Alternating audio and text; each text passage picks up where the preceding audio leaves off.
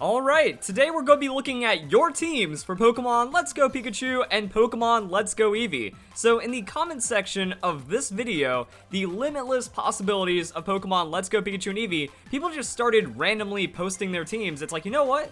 Let's take a look at that. And also, if you haven't seen this video, 100% must watch, because the crazy thing is that these games are going to have the best competitive metagame that we have ever seen in Pokemon. Like, by the end of the video, that's me on screen right there. Like, everything just opens up and becomes insane. And to understand what's going on, recommend that you check that out and then just get hype for these new games. Some people started posting some team ideas. I wanted to go and break those down on Pokemon Showdown, just kind of see what people are up to, see what's going on, and maybe we can understand what people are thinking about, how this is relating to the late 90s OG Pokemon Red and Blue version teams that people were rocking, and then what the update is going to look like, because I see a lot of similar teams, but also a couple of fresh things, and I like that. I like to see where people are going with this, and then there's just a couple of cool ideas. Stockpile Wigglytuff, going to have a field day in this format with no abilities to worry about. Exactly, like some people are saying, well, with no items and no abilities, the game's just going to get worse. Well, the thing is, there's some Pokemon that don't have the best abilities, and then there's strong Pokemon that already get stronger abilities, and the same thing with items. Items have multiplicative increase, so if you're giving it, you know, a Life Orb to a Pokemon that has 109 special attack, you're not going to get as much benefit as if you were giving it to a Pokemon that has 130 special attack, or, you know, a Garchomp Life Orb is going to be stronger than Garchomp with Life Orb is going to be stronger than a Persian with Life Orb. So, if Life Orb's removed, then that means the power difference actually levels out. Sure, you can do some cool things with other Pokemon that use Life Orb, like Sheer Force Nidoking isn't going to be a thing, then that opens up a lot of other possibilities, which we will explore at a later time. So this was the team that we saw right here, and the reason why I want to start off with it is because there's some stipulations, and I like that. Pikachu, Blastoise, Charizard, Gengar, Alolan Exeggutor, Pidgeot, but it's not just Blastoise, this is the water slot. So I'm wondering how people are going to build. Like, I'm interested in seeing you guys and what you're going to come up with. Fan Fridays is going to be straight fire for Pokemon Let's Go Pikachu and Eevee. I pray that there's battle code saving. If there's not battle codes, we'll have to come up with something. Maybe it'll just be like fan battle. I don't know. I actually didn't consider that. That's a scary thought right now. But looking at this, you know, people, they're going to want to run staples, but then also some of the slots, like water is just going to be strong. Because you have a lot of bulk, and you also have like a lot of coverage that's going to be coming from that slot because of the many tiers of useful Pokemon. Like almost every Pokemon is going to have viability in a way that it's never seen before. There's not going to be something that's super strong, and there's so many responses to even some of these stronger Pokemon that everything's going to find a use. So it's like, do we put in the Blastoise here, or is it going to be the Mega Gyarados? Or are we just going to go into something like a Vaporeon? Because Vaporeon is going to be an absolutely disgusting Pokemon. It can already hold its own in the modern, overtuned, overpower creeped, crazy metagame, and it doesn't even, like, care about losing leftovers. You know, some tank Pokemon, they get too much efficiency out of the leftovers. Others, it's just kind of there because you slap it in, you know? You slap a Life Orb on your team, slap a choice item, leftovers, Citrus Berry, or, you know, Confusion Berry, and then Mega Stone, Z Crystal, and that's it. So your team's done. So items have gotten pretty boring. If Game Freak introduced more items that people used, it might be interesting. But I mean, we can look at, what is it, like padded gloves. So we have protective pads. Yeah, padded gloves, protective pads. This was introduced in the 7th generation. I don't think I've seen a single person use it, so we had a chance at getting more items to be used, but the thing is, the choice items, the Life Orb, they're just so strong. They didn't get nerfed. There was no viable option that was introduced. In the 7th generation, we saw some really, or not 7th, 6th generation, we saw some really interesting items. Cell Battery. Raises holder attack by 1 if hit by electric type attack, single use. But I mean, why not just run, like, the berries? Because we have, like, the Moringa Berry. Is that the one that does... No.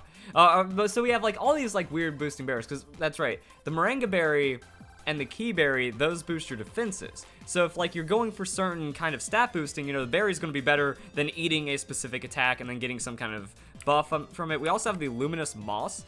Raises holder special defense by 1 stage if hit by a water type attack, single use. So it doesn't really break down. But going back to this, you know, Vaporeon, it's already just Wish, Protect, and it's one of the more bulkier Pokemon that we have, and it's just a straight up evolution that is going to be in the game. So it doesn't really have much on defense, but because of EVs, Natures, IVs, and stuff like that, we just make this thing unkillable, and then that means there's going to be priority for electric Pokemon. Well, that priority for electric Pokemon means that ground Pokemon are going to have some usage. Nidoking is going to be pretty good, because Poison's going to have some solid coverage against grass-type Pokemon, depending on what it can outspeed and what it's going to be able to deal with. Going to have a very powerful Earthquake or Earth Power. Since it doesn't have the sheer force, Earthquake, Nidoking is going to come back into play.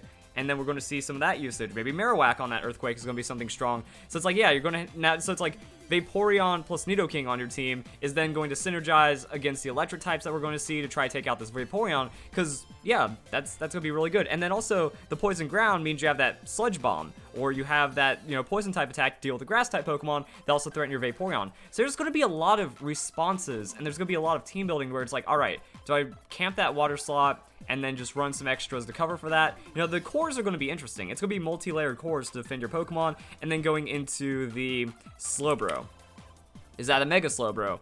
Slack off into just being the filthiest Pokemon in the game. That's definitely a possibility. But also, I want to show off some of the other teams that we have right here. So I only picked out 5 from the comment section because a lot of them are the same. But I want to talk about some of the interesting ones because I love this. This screams late 90s, red and blue version. You got that kid that just runs all the cool Pokemon, and that's definitely going to be a thing. But there's also going to be a lot of room for opening it up in different ways. So I think that's really interesting. Like this, you know, this isn't as standard as seeing a Garchomp, Tapu Koko, Landorus, Ferrothorn, just all the stupid stuff that we see these days. It's really boring. This is still dynamic. This has that nostalgia to where it's like, oh, these Pokemon, yeah, they were the strongest in Generation 1, but they see almost no play these days. Like, yeah, you see the Charizard and Dragonite every once in a while, but I mean, even with the multi-scale, Dragonite just poofed into nothing for no reason. And I gotta respect anyone that's gonna run all 3 starters. And all 3 starters are still really strong. Which one are you going to Mega right here? Is it just going to be the Gengar? So Mega Gengar vanilla starters, is that going to be tech that you want to keep on your team? Or, as I talked about in the Infinite Potential video, you know, when you're just going to whip out the Mega Blastoise because it'll save you randomly, and that's going to give you an edge against whatever the opponent's trying to run, Venusaur is just going to be, you know, Synthesis Filth on pretty solid defenses. So I'm going to like that. Also has that good coverage. This team, what's it going to do about the Alakazam? Is Alakazam even going to be common? Because so many people are going to be worried about just breaking down Alakazam, that Alakazam might not even have, like, a high on every team kind of usage stuff going on. Or maybe just bring in the Jolteon. Jolteon Shadow Ball into the Alakazam. I like it. So you might have to give something up. I don't know what the switch is, because, like, if it's Mega Alakazam, you can't really switch the Jolteon in, and I don't know what the damage numbers on the Shadow Ball are yet, because I haven't really, like, I'm waiting, guys. I'm so excited. I have so much I want to talk about, but I think we're still just slightly too early. I'm not talking about my team for Let's Go Pikachu and Eevee yet. I'm just seeing what you guys, you know, where the bubbles are starting. You know how when you're watching a pot that never boils, and you see, like, the little bubbles, and you're just waiting to kick off so you can make your pasta? That's what I'm doing right now. I'm seeing what's percolating in your guys' heads. And then over the next, you know, month or two, as we get into October, then we can really kick up the competitive discussion as people get interested for the game. But right now, people are still saying, no battles, no wild battles, no items, no abilities. Game's bad. I'm skipping 2019 only. But I feel like once the game actually comes out, we're going to realize how amazing and perfect the competitive scene is going to be on this one. So then we have Jolteon, Shadow Ball, all kinds of fun stuff like that. The Gengar, just good sweeping and covers a lot of things and hurts a lot and is actually going to be useful. You know, Sludge Bomb, Shadow Ball, you can just do whatever you want. I think that's going to be pretty cool. The Energy Ball for the water type Pokemon, definitely have that. Dragonite, you know, is the Dragon Dance Dragonite going to be unstoppable, or are there going to be ways around that? And then, yeah, I like this team. This team has so much balance and nostalgia around it, but doesn't feel like stupid busted. It doesn't feel like they're being lame. Some dude said Rapidash on their team, and I went, what? Like, look at how YOLO this team is. We got the Rapidash, a Poliwrath, and a Persian. If you can make it work, man, we got 115 speed on the Persian. So, I mean, that's going to be interesting to see what happens. Unfortunately, no Technician, so we're losing out on, like, Swift damage. But no, Persian might just be able to pull out some shenanigans.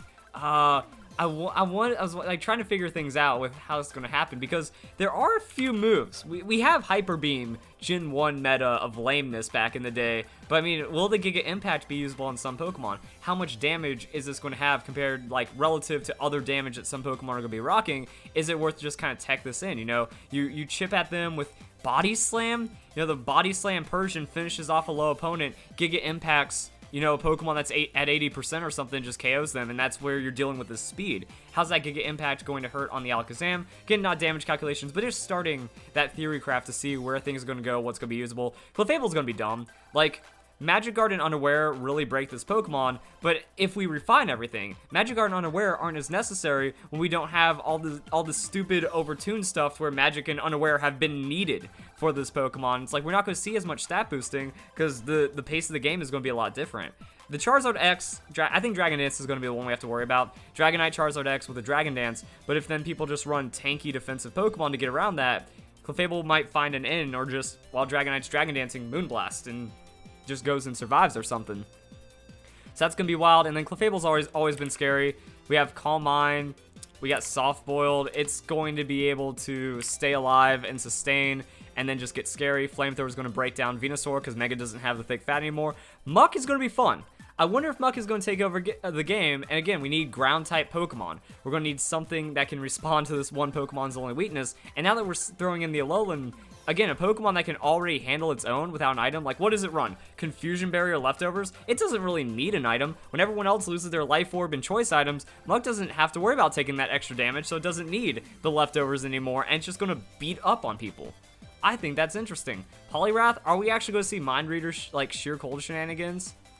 Or is it Mind Reader Fissure that Poliwrath does? Or does it do both? No, it doesn't do both. It's Fissure.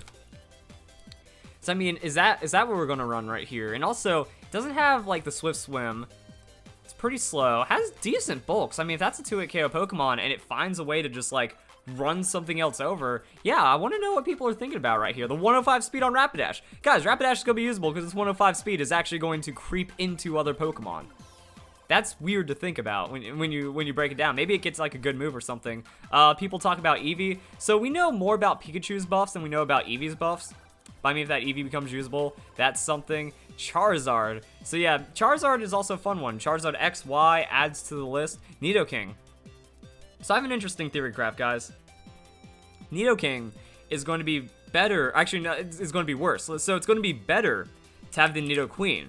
And the reason is, without Sheer Force Life Orb, everything's a 2-hit KO.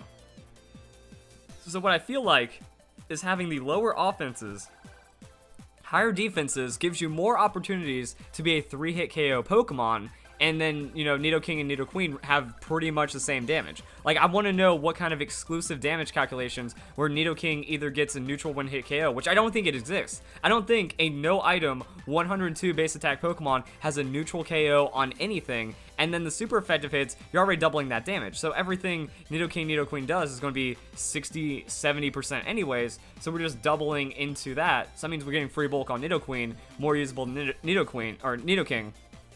That's something. Machamp.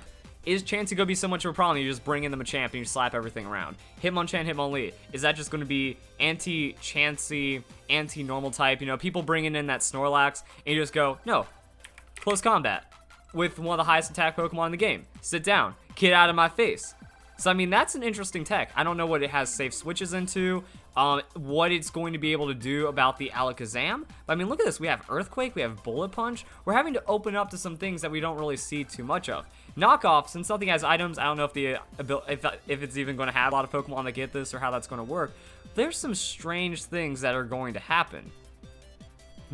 What can a Switch Alakazam take? Can a Switch Alakazam eat an Earthquake into a Bullet Punch?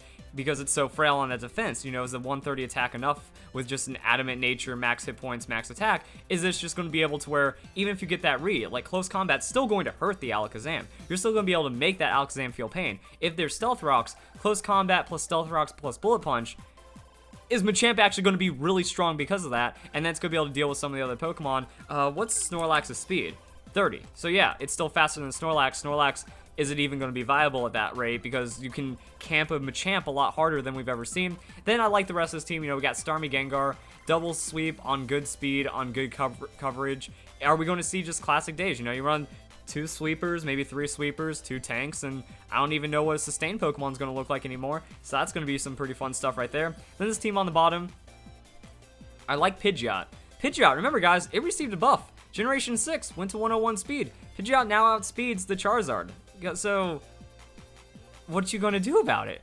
Like, that's something nutty to think about. So I mean, we pull up the Charizard. That's a 100 base speed on all Mega Evolutions, guys, and Pidgeot outspeeds it. So is it actually gonna be worth having just Brave Bird, Pidgeot, camping that 100 speed tier and coming in as a response to a lot of different things? But we just saw, you know, Rapidash outspeeds it.